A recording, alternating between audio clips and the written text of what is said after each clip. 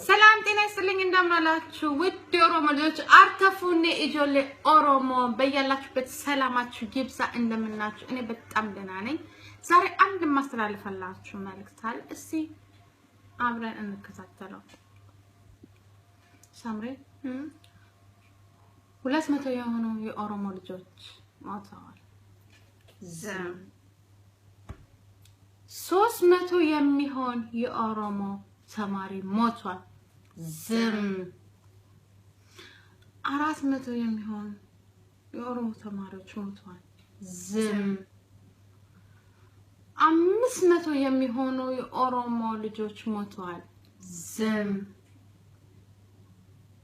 ኦሮሚያ የኦሮሚያ ናት ኦሮሚያ የኦሮሚያ ናት አውናት